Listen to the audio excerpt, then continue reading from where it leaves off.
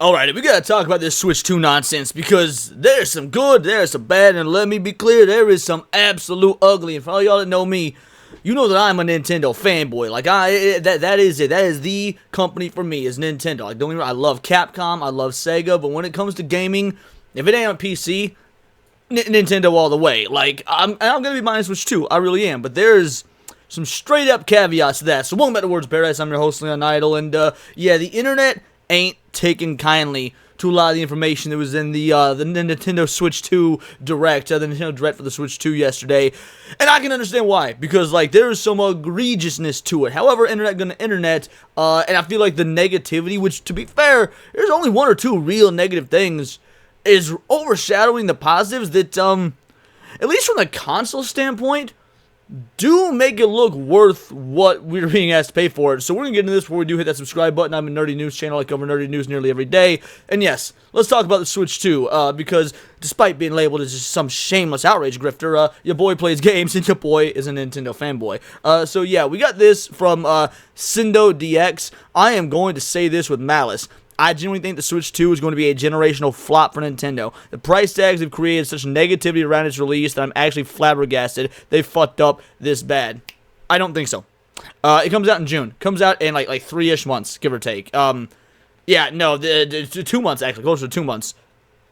Nintendo fans are going to buy this, just like they always do. Nintendo fans don't care. You want to know why? Because Nintendo has proven themselves for years upon years upon years about putting out good quality games. When people asked, when they said, hey, Legend of Zelda Tears of the Kingdom was going to be a $70 game, the very first time a Nintendo Switch game was ever priced at $70, it still sold gangbusters. It demolished every bit of competition that release week. People did not care. Now, are people going to care about the $10 to $20 jump beyond that? Probably, but not near as many as you would think. I mean, at the end of the day, compared to the Wii U was a flop. Why was the Wii U a flop? Not because of the price. The Wii U was a flop because they didn't market it properly. A lot of folks didn't realize that it was a sequel to the Wii. It had basically this air of, oh, it's an extension, it's an add-on. And then the games that came out for Wii U, for the people that bought them, were actually still really good, high-quality games that people did enjoy, that people did like. So, Nintendo fans, like, they eaten when it comes to all this. But there's all the sentiment, like, Switch 2 is like a reverse PS3, where instead of being a horrifyingly overpriced console with no games at launch, it's a moderately reasonable priced console with loads of games that are all horrifyingly overpriced.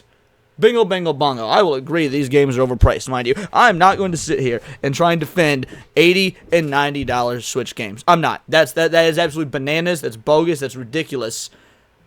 But there is a caveat to that, and again, this is not going to be a defense. But yeah, they said this is a moderately priced console. It is a, no.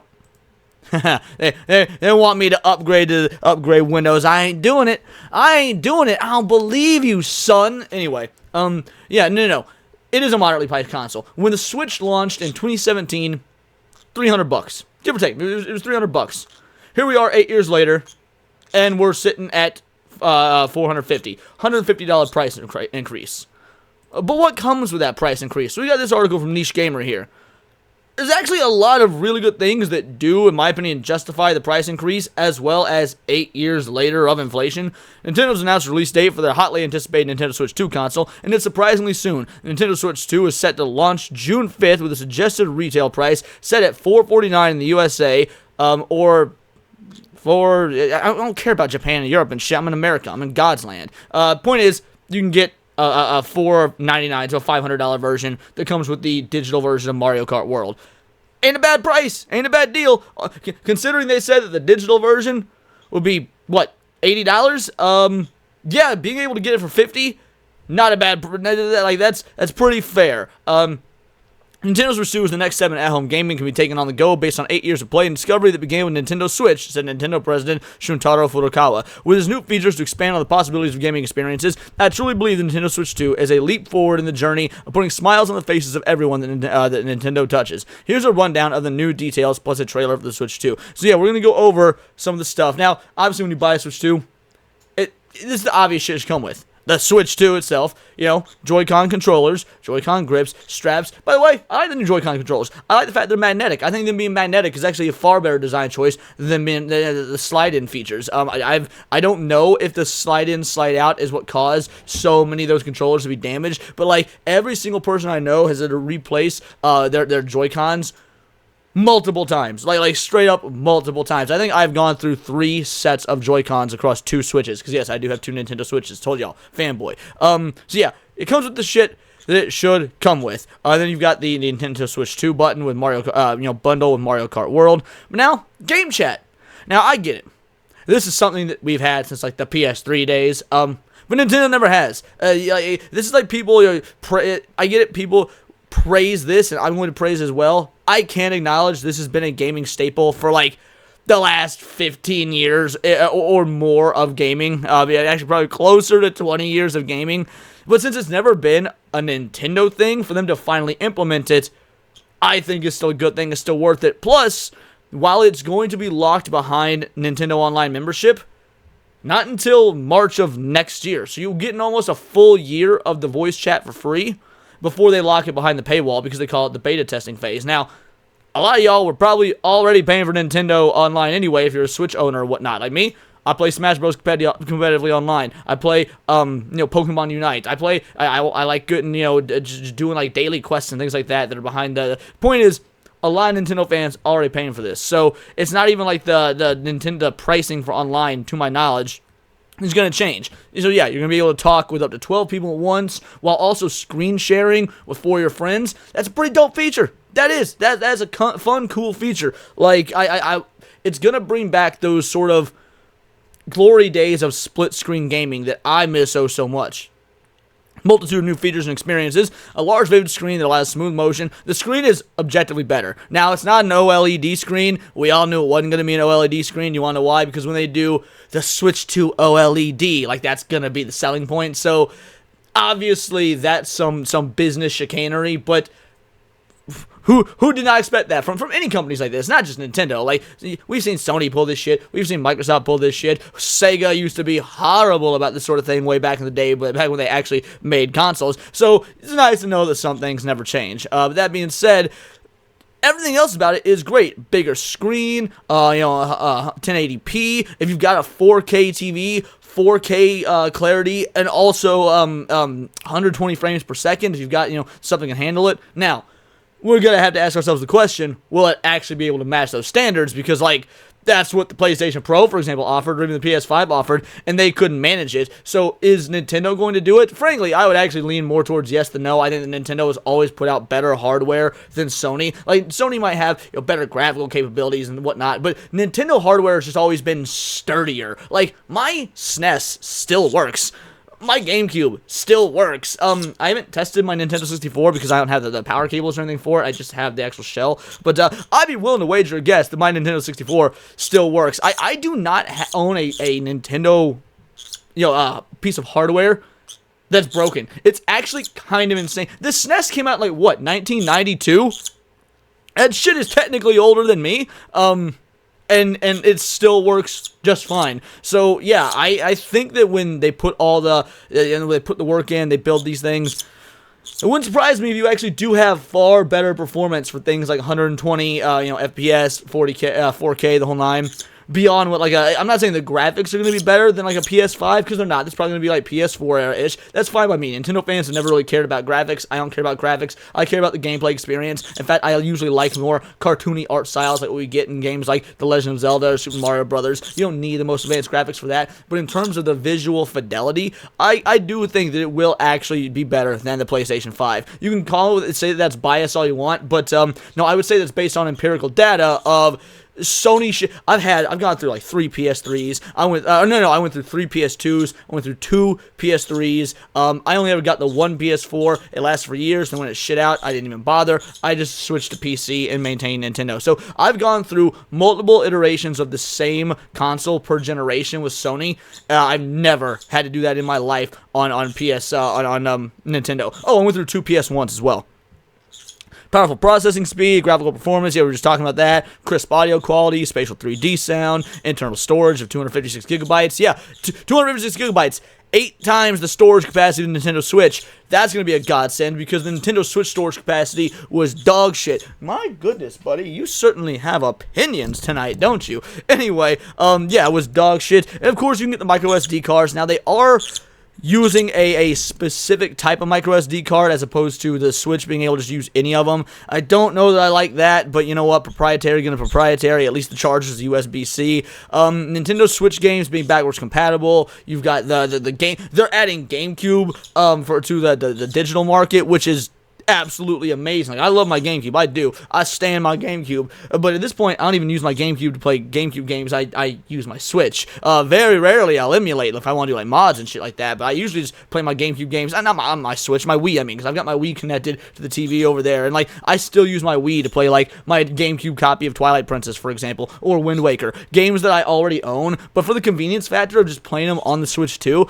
yeah, go for it. And there's games that I don't own anymore that I used to, like Super Mario Sunshine or Pokemon XD Gale of Darkness. I was like, those are going to be on there? Alright, yo, I'm down. Let's do it. So again, for a convenience factor, I like it. I already paid for the online bundle stuff anyway, so it's not like this is anything new or an extra charge. Multiple people can play title with Game Share. That's a kicker. That's amazing. That's a big damn deal. Multiple people sharing games with one another, because the DS used to do that back in the day. You would get certain DS games, and only one person would need the game, and you could screen share it with someone else on the DS. Like, that was awesome. I'm so glad to bring something like that back. There's a bunch of other great features, like any sort of screenshots and stuff like that you take in mid-game, or videos that you take during mid-game will show up on your Nintendo Switch app, which again I use. That's instead of having to manually upload it, which takes forever and is annoying and sometimes fuck with the quality, it'll just automatically do it. That's going to be great. Online won't be changing too terribly much from everything I read, so you know there's that. But what everybody is talking about is, of course, the elephant in the room, and the elephant in the room being the pricing of the games. Now, and there are people also making the case about you getting these Switch cartridges that don't have the games on them, which, you know what? I do agree with bitching about this, so long as you were consistently bitching when they did it for discs as well. When you were bitching, because I was bitching about the disc-locked content, the DLC on PS3 games, when it turns out that DLC was already on the disc, and really you're just paying to unlock it. And then when the PS4, that era rolls around, they flip the script. You know, oh, Spyro Reignited Trilogy, when only the first game was on the disc, and Spyro 2 and 3 were digital downloads. So yes, we've actually been in a position in gaming for a long time where these companies are not putting the full product on the disc, or on, I guess in this case, the cartridge, and then they're having you do a download for all the rest of it. I hate this. I'm against this. I think it's terrible. Nintendo is, instead of one-upping Sony and Microsoft methods, they're following in their footsteps, and I find that to be abysmal. So just in terms of the cartridge thing, I get why people are complaining about that. I agree with that criticism. Now, the pricing. $80 to $90 for physical games, $70 to $80 for digital games. On the plus side, and this will be the only plus side, I've always made the argument that digital should be cheaper than physical, because you're not coming with, there's no art book, there's no case, there's no cost of shipping, nothing like that. The barrier to entry is lower, there's no brick and mortar middleman, nothing like that. So yeah, digital games should have always been better priced than their physical counterparts. Now, should they be $70 to $80 and $80 to $90 for physical? No. That is insane. But that being said, this is the world that we've created, because gamers have let this happen, not just with Nintendo. When Rockstar says they're going to release GTA for $100, and everybody in my comment section said, fuck it, I'm going to get it anyway. It's GTA 6. Like, it's the game of a generation. It's GTA 6. You know what?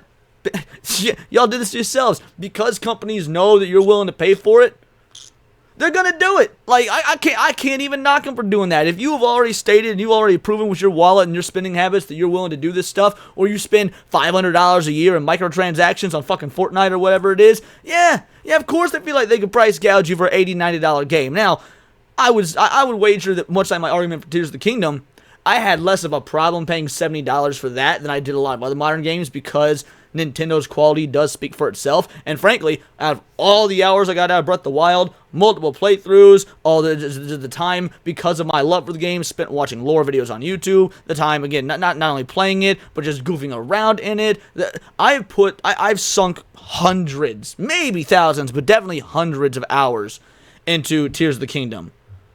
So did I get my money's worth out of it for that $70? Hundo.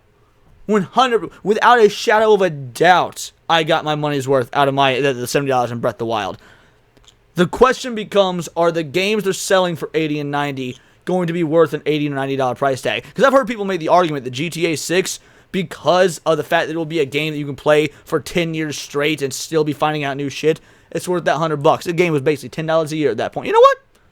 I disagree with that argument just because I'm not a GTA fan, but if you're able to do that, if you're able to sustain 10 years of content off of a single $100 price tag, by all means. I can understand the argument, and I would say that you are probably correct, and I'm just curmudgeon because I don't like GTA after PS2.